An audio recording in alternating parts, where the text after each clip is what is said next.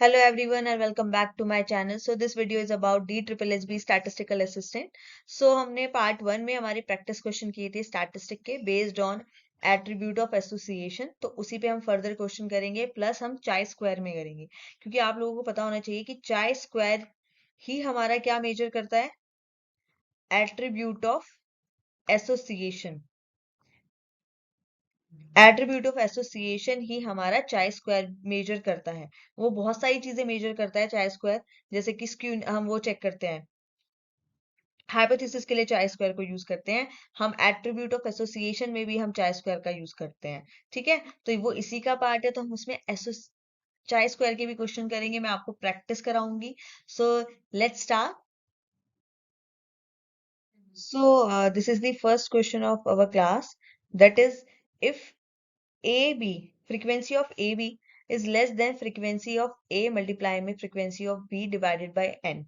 तो आप playlist check करिएगा. आपको मैंने जो कल भी कराया था उसमें मैंने आपको प्लेलिस्ट में एसोसिएशन ऑफ एट्रीब्यूट की सारी क्लासेस डाल दी हैं. तो उसमें मैंने आपको बताया था जब फ्रीक्वेंसी ऑफ ए बी आपकी लेस देन होती है A frequency of A multiply frequency of B divided by N, तो वो आपकी कैसी एट्रीब्यूट में एसोसिएशन कैसी होती है, नेगेटिव.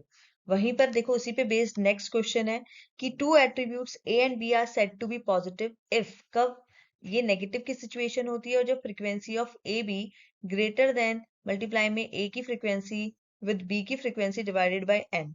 तो जब ए बी की फ्रीक्वेंसी ज्यादा होगी इस सिचुएशन से तो होगी क्या, एसोसिएशन पॉजिटिव. और वहीं पर अगर ए बी की फ्रीक्वेंसी लेस देन होगी तो एसोसिएशन कैसी होगी, नेगेटिव. नेक्स्ट है, if two attributes A and B have perfect positive association the coefficient of association is equal to, मैंने आपको बताया था एसोसिएशन की रेंज क्या होती है, -1 टू +1. तो +1 को हम बोलते हैं परफेक्ट पॉजिटिव. ठीक है, और अगर मैं आपसे पूछूं कि -1 को हम क्या बोलते हैं, तो उसको हम बोलते हैं परफेक्ट नेगेटिव. ऐसे ही हमारे कोरिलेशन में भी हम -1 टू +1 उसकी फ्रीक्वेंसी बताते हैं. तो जो -1 वाली वैल्यू होती है वो हमारी परफेक्ट नेगेटिव होती है, +1 वाली परफेक्ट पॉजिटिव होती है. ऐसा ही सेम कोफिशिएंट ऑफ एसोसिएशन में है. तो ए भी अगर दो परफेक्ट पॉजिटिव एसोसिएशन वाले वो है एलिमेंट्स है तो उनकी कोफिशिएंट ऑफ एसोसिएशन कैसी होगी, +1. Next. So next question is, in a chi-square distribution, no expected frequency should be. आपने chi-square का फॉर्मूला देखा है, हम इसको ऐसे रिप्रेजेंट करते हैं एक्स स्क्वायर की तरह. ऑब्जर्व फ्रीक्वेंसी माइनस में expected frequency divided bye expected frequency. तो यहाँ पे इस एक्सपेक्टेड फ्रीक्वेंसी की बात हुई, कोई भी एक्सपेक्टेड फ्रीक्वेंसी आप ले रहे हैं वो लेस देन 5 नहीं होनी चाहिए. नेक्स्ट क्वेश्चन है, which of the following value is impossible for chi-square statistic. तो कौन सी वैल्यू इसके लिए इम्पॉसिबल है, दैट इज लेस देन 0. चाहे स्क्वायर 0 भी हो सकता है मगर लेस देन 0 कभी नहीं होगा. नेक्स्ट है, a characteristic which varies in quality from one individual to another is called. जब हम किसी इंडिविजुअल की क्वालिटी की बात करते हैं, उसके कैरेक्टरिस्टिक की बात करते हैं, तो वो हमारा क्या कहलाता है, उसका एट्रीब्यूट. तो इसका ऑप्शन नंबर सी हो जाएगा. नेक्स्ट है, the shape of chi square distribution is, जो आपका चाय स्क्वायर डिस्ट्रीब्यूशन होता है वो होता है आपका positively skewed. Next, the I colour of 100 women is, आप women की बात कर रहे हैं, उनकी एक क्वालिटी की बात कर रहे हैं, उनकी एक करेक्टरिस्टिक की बात कर रहे हैं, तो यह उसका क्या हो जाएगा, attribute. Option number C. The value of chi square statistic is always 0 if. अब आपको पता है चाय स्क्वायर का फॉर्मूला क्या होता है, expected frequency sorry observe frequency minus expected frequency divided bye expected frequency. अगर आपकी ऑब्जर्व फ्रीक्वेंसी और एक्सपेक्टेड फ्रीक्वेंसी दोनों सेम आ जाए, मान लो दोनों ही 10 थी, आपने एक्सपेक्ट भी 10 करी थी और आपकी ऑब्जर्व भी 10 आई, ठीक है, आपका एफ ई और एफ 0 सेम आया, तो इसमें क्या करोगे आप, 10 - 10 divided by 10, 0 upon 10, something upon 0 equals to 0. तो कब हम आपका हमेशा चाय स्क्वायर का आंसर 0 आएगा, या आपकी एक्सपेक्टेड फ्रीक्वेंसी और ऑब्जर्व फ्रीक्वेंसी सेम आएगी. नेक्स्ट क्वेश्चन है, the if all frequencies of classes are same, the chi-square is always, value of chi-square is 0. अगर मान लो आपकी जो फ्रीक्वेंसीज हैं वो सारी सेम आई हैं, उस केस में भी आपका chi-square हमेशा क्या आना है, आपका मतलब आंसर क्या आएगा, 0. नेक्स्ट है, in order to carry out chi-square test on data in a contingency table, the observed frequency in the table should be frequencies. हमने एट्रीब्यूट में भी मैंने आपको जो कंटिंजेंसी टेबल बनाई थी उसमें हमारी क्या गिवन होती है, फ्रीक्वेंसीज होती हैं। जो आपकी ऑब्जर्व वैल्यूज है उनकी फ्रीक्वेंसीज गिवन होती है, तो इसका ऑप्शन नंबर सी करेक्ट होगा। नेक्स्ट है द डिग्री ऑफ फ्रीडम। मैं आपको बता दूं चाय स्क्वायर में हमारी निकलती है डिग्री ऑफ फ्रीडम, ठीक है। उसका फॉर्मूला क्या होता है, r-1 c-1। r आपका क्या होता है, रो, और आपका c क्या होता है, कॉलम, ठीक है। तो ये आपका कॉलम है। ये क्वेश्चन इसी पे बेस्ड है कि the degree of freedom of chi square r-1 and c-1 for contingency table with r row and c columns. So for the 2x2 contingency table there is, आपको फ्रीडम निकालना है, freedom degree of freedom. 2x2 table है, 2x2 table का मतलब होता है ये आपकी रो गिवन है और ये आपके कॉलम्स गिवन है। तो आप फॉर्मूले में वैल्यू पुट करेंगे 2-1, 2-1, रो भी 2 है, कॉलम भी 2 है, तो 1 इंटू में 1 आपका क्या आ जाएगा, 1। डिग्री ऑफ फ्रीडम आपकी क्या आ जाएगी, 1, ऑप्शन नंबर 1। इसमें लिखा है for RC contingency table the degree of number of degree of freedom equals to, तो उसका फॉर्मूला क्या होता है, r-1 c-1। आपको कंटिंजेंसी टेबल क्या गिवन है, r इंटू में c। आपको वेरिएबल गिवन है, इसको आपने इसको कोई भी कांस्टेंट नंबर नहीं दिया, तो आप r-1 करेंगे और c-1 करेंगे, तो आपका ऑप्शन नंबर डी। नेक्स्ट है for 3-2-3 contingency table the number of cells in the table are, तो आप 3 इंटू में 3 करेंगे तो नंबर ऑफ शेल कितने आ जाएंगे उसमें, 9। इसमें ऑप्शन नंबर सी। सो आपका नेक्स्ट क्वेश्चन है the null hypothesis of independence between the variable is tested using the chi square test where calculated by this formula if the degree of freedom is r-1 c-1 are greater than। तो जब आपको null hypothesis से, नल hypothesis of independence हम check कर रहे हैं चाय square के फॉर्मूले से, तो आपकी डिग्री ऑफ फ्रीडम क्या आनी चाहिए, ग्रेटर देन 1 आना चाहिए, ठीक है। नेक्स्ट है the shape of chi square distribution depends upon the, किस पे डिपेंड करता है, चाय स्क्वायर की शेप कैसी होगी वो डिपेंड करती है उसकी डिग्री ऑफ फ्रीडम पर, ठीक है। नेक्स्ट है the total area under the chi square distribution, जो अंडर ये एरिया है डिस्ट्रीब्यूशन की, उसकी वैल्यू क्या होती है, इसका टोटल एरिया किसके अंडर में आता है, 1। टोटल एरिया होता है वो 1।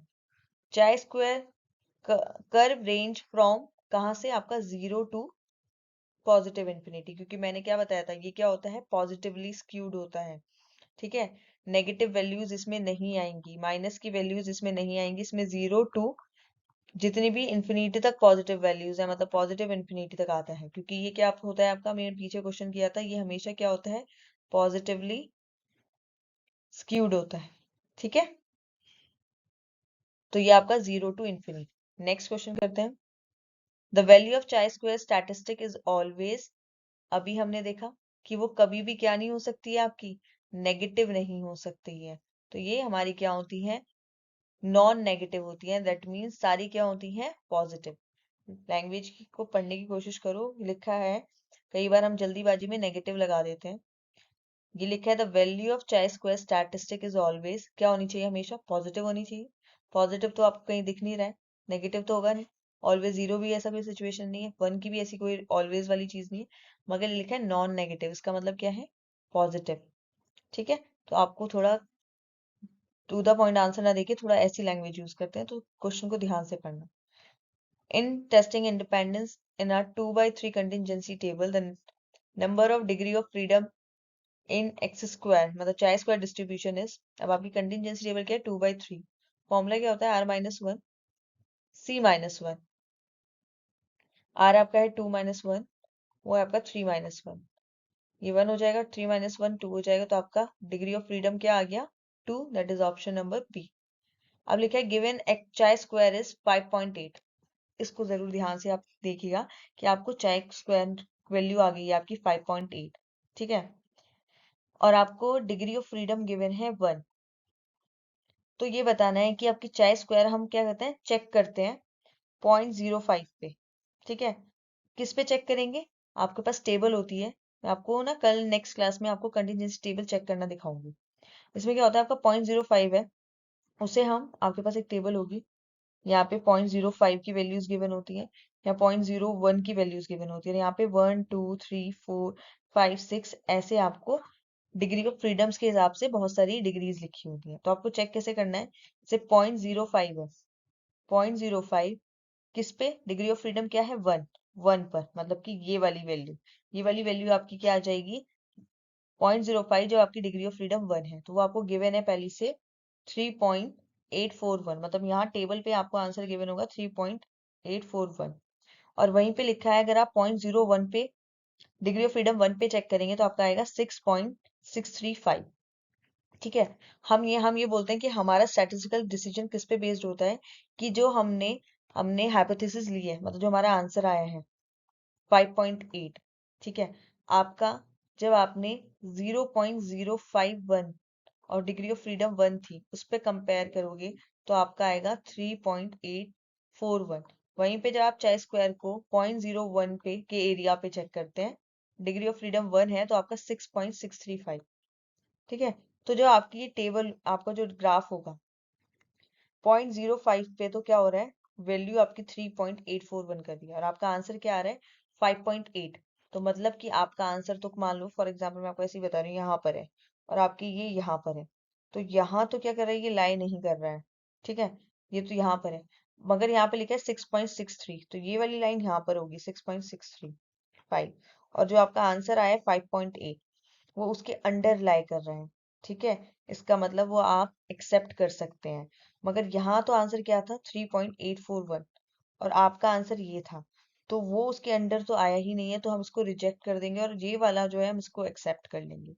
तो हम क्या करेंगे, we reject null hypothesis at alpha 0.05, या हम 0.205 पे टेस्ट कर रहे हैं, हम उसको रिजेक्ट कर देंगे, बट नॉट एट अल्फा 0.01। मगर जब अल्फा को हम 0.01 ले रहे हैं तब उसको एक्सेप्ट कर लेंगे, क्योंकि हमारी वैल्यू लाई कर रही है उस डिस्ट्रीब्यूशन के अंडर। ठीक है। तो हमारा ऑप्शन नंबर ए हो जाएगा। मैं आपको दूसरा क्वेश्चन भी है इसी पे बेस्ड, मैं वो कराती हूँ, तब आपको क्लियर हो जाएगा। देखिए आपका क्या गिवन है, आपको चाय स्क्वायर गिवन है आपका 13.95। ठीक है। आपको डिग्री ऑफ फ्रीडम गिवन है 4। आपको चाय स्क्वायर की वैल्यू गिवन है 0.05, जब आपकी डिग्री ऑफ फ्रीडम 4 है तो आपकी 9.488। वहीं पे आपको चाय स्क्वायर वैल्यू गिवन है 0.01, जब डिग्री ऑफ फ्रीडम 4 है तो आपका आंसर है 13.277।